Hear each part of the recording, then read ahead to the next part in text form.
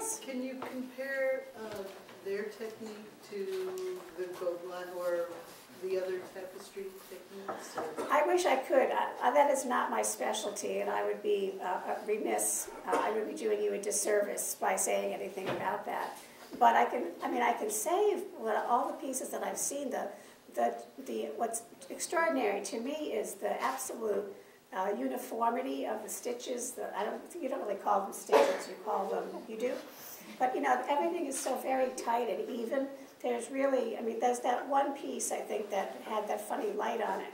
But I find that these hang like, they're like a piece of machined canvas or something. They're tight as a drum, and they have absolute fidelity, to their construction. So I can't imagine that Gobelin or Aubusson could do it any better.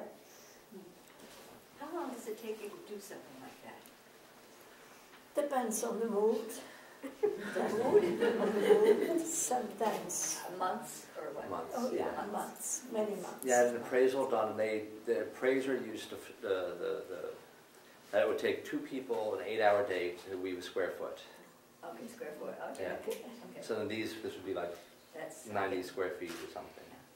wow. It's a big commitment. A lifelong commitment. Yeah. And you only had 2 weavers the whole time. Yeah, Never we had apprentices. You had apprentices, yeah, okay. Teach them how to weave. Yeah. But they were slow. They took time away. Oh yeah, French. I wanted to ask you, did you ever have any influence over Jan yourself in terms of the design? Did you ever say, No. Jan, I really don't like that? No, I don't remember.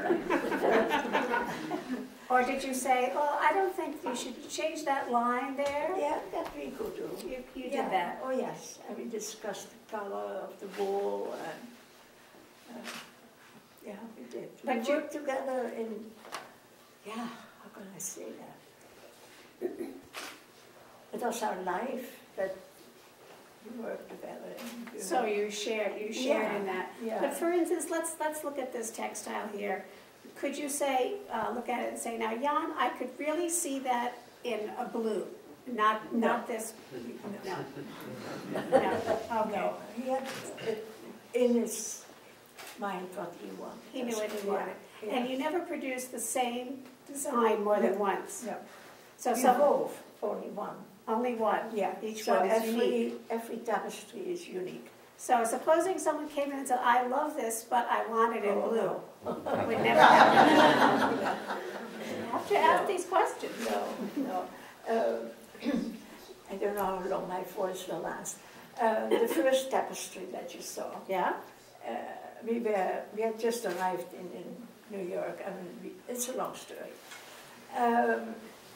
We got this Roman Rabinowitz, and he wanted us to design Jan to design a tapestry, and Jan did.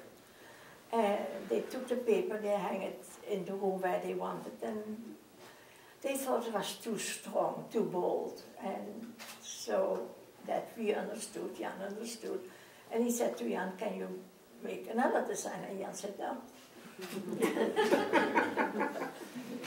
No. We needed the money, but he could not see. And then he came back months later, and then Jan made the design for him, and he loved it. I'm so sorry he's not here, but he lives out in New Jersey, and he is 96 years old. And a couple of years ago, they moved to another house, a smaller house, and they took the tapestry off the wall, and they saw that it had faded. That the background was much stronger than the front. Yes. And he asked me if I could reverse it. Oh. And I did. Because if you see, can you lift it up? You see the long threads? Yeah. Okay. So I sat and I reversed. I took the thread and I did it too. Yeah.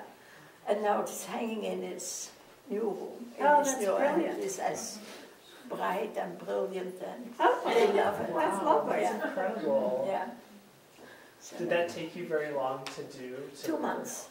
But Did it's you just a thread you put. But if you maybe remember that photo, the horse is covered in flowers. And Yes. that part took a long time. Oh, Yes, I could imagine. took a long time. Now, I was curious about this move toward abstraction that occurred as he got into the 60s and 70s, it seems. And they are very strong. I mean, I think people really respond to their graphic power, the strength of them. But I noticed, you know, with Corey's presentation, some of the titles were stronger than I realized. You know, forest fires and explosions and such. And I know that he struggled a great deal during the war. He was imprisoned. I don't know if did you mention he was in prison? He was in prison during the war. He was working for the resistance. He had a very, very remarkable story during this period of his life. And I think I saw copies of Crossings here and there, and I really recommend to all of you to read it. It makes really stirring reading. It talks about all of his work, his time with the Gypsies, his work with the resistance, and his capture and his departure. But I just wonder if you think that those experiences had an effect upon some of the choices that he made in terms of his designs. These powerful ones that I'm referring to. Yeah, that definitely. You yes. think so? Oh, definitely. Did he say that to you? Did he No, talk but about we that? know. But you yeah, know. sure. We know. Yeah. Yeah. Yeah. We have some beautiful figurative tapestries. One at home of captives. Yeah, well, there's one here. But there's also weeping women. Yes. Beautiful tapestries of Yeah. captured. There's like 3 or 4 tapestries a week. Yeah. Yeah. Also, I think a lot of the figurative ones remind me, I didn't have images to share with you, but Yours' father was a stained glass artist, as Corey mentioned, and he did do these also very strong, graphically represented figurative designs. And I think that there's a certain relationship between the two.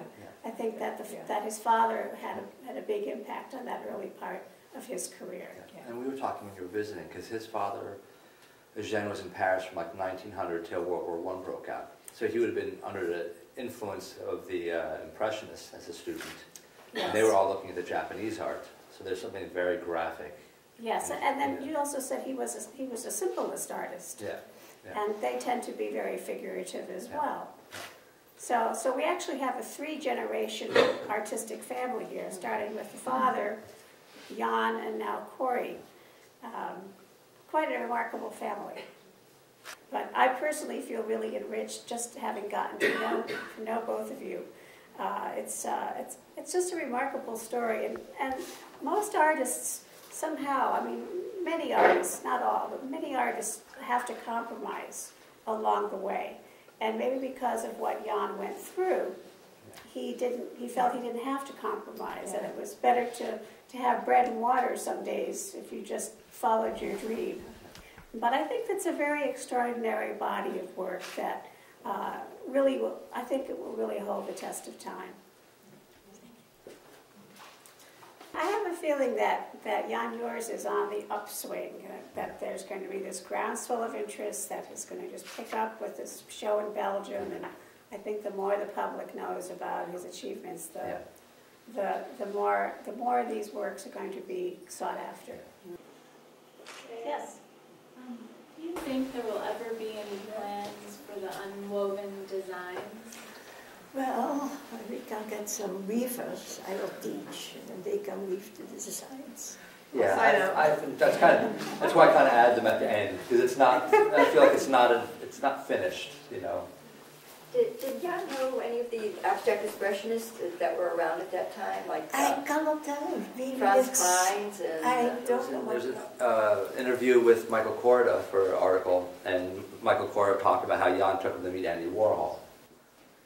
And Maris, he never met Andy Warhol. But then their studio was right on 47th Street, was right down the hall from Andy Warhol. right when he was illustrating. And one of the women in his first generation was Tiger Morris, and Tiger Morris gave a fashion show in their studio. So I think there's there's Yeah, things it's like that really we'll great find, mix. but it's been forgotten. And same thing, we had passed through, going through a diary, I think in 1954. Jan talks about meeting Calder and Chagall the same day, just in the city, kind of wandering there, you know.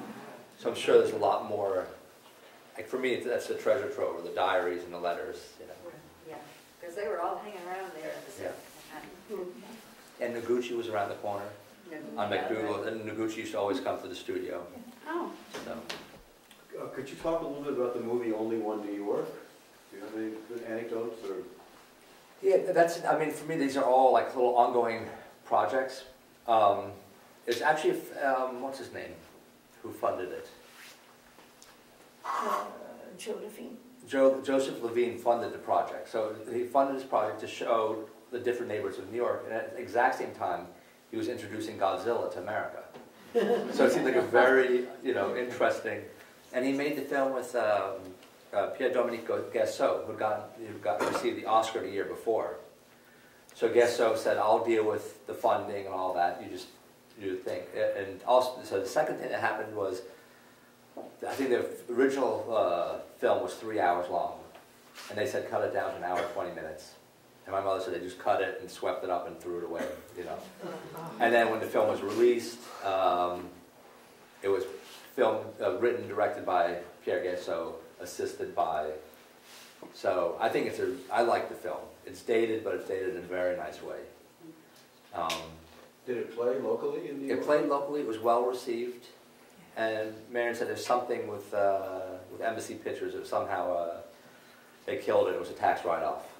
do you still have a copy of it, the whole thing? I have a VHS that I bought off the web.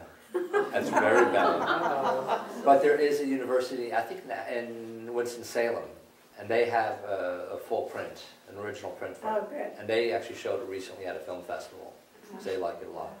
This is a job for Martin Scorsese. So we have a binder of abstract photos, you know. Amazing.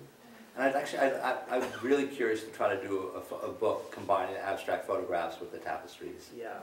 just to see, because there's so many different medias that he's working with, and people get very overwhelmed. It seems and it would be nice to kind of try to unify it into his vision. How did he? And I feel like sometimes when you go to retrospective exhibitions, and you kind of get saturated in an artist, and you walk out the door, and all of a sudden you see the world through their eyes for a moment, you know. So I thought it would be interesting to try to, with the abstract photos and the tapestries and the gouaches, to come up with.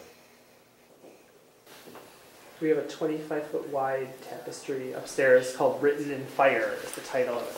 Oh, that reminds me, I was upstairs with a woman and we wanted to know, how did you weave that? Did you weave it not from the top down, but from end to end? No, we move. From No. bottom up. Bottom up. Bottom up, but I mean, was the loom as long? Yeah, It really yeah, was? Yeah. Oh my gosh. They had built, the back studio was just 2 looms that were built against the wall, just 2x4s. So it was the width of the room and the height of the room. So get a bit back. And they wove. And they had like a scaffold that they would raise as they went up.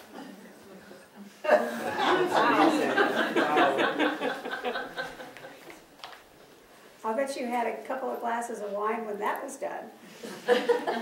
Maybe gin and tonic. Any further questions? Okay, well, thank you all so much. This has been really wonderful. To get our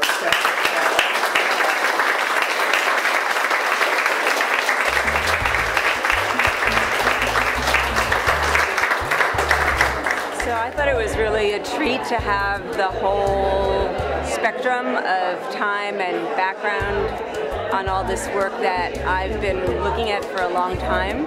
And it was really great to kind of have a more full understanding of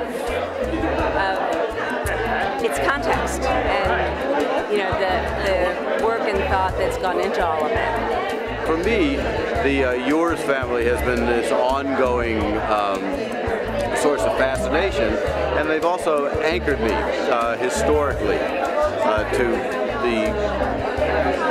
the great legacy that artists have left us in the village, and which is now, you know, rapidly disappearing, obviously, since nobody can really afford to live here and do art anymore. And I think that the archive is extremely important, and I think it would be good if at some point some funds can be appropriated so that Corey can really do what he needs to do with the diaries, with the tens of thousands of photographs that Jan left, and of course the tapestries, which are monumental and really quite a wonder unto themselves.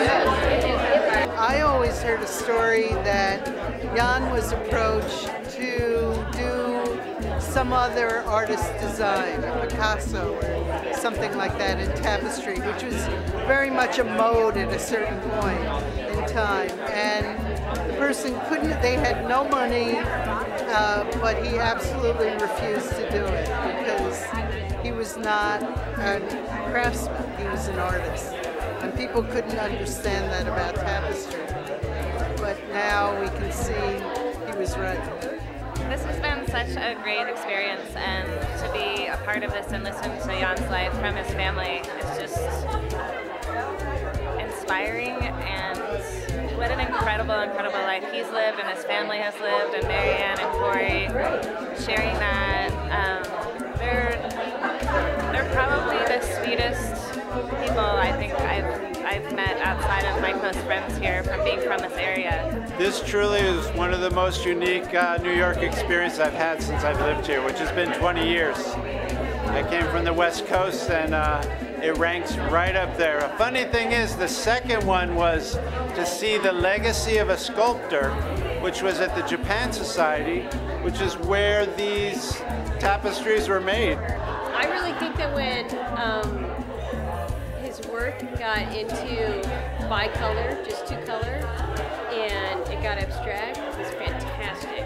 And when it was just the flaming elements or any elements that were just very clear lines and two color, the strength, the power, it was so impressive.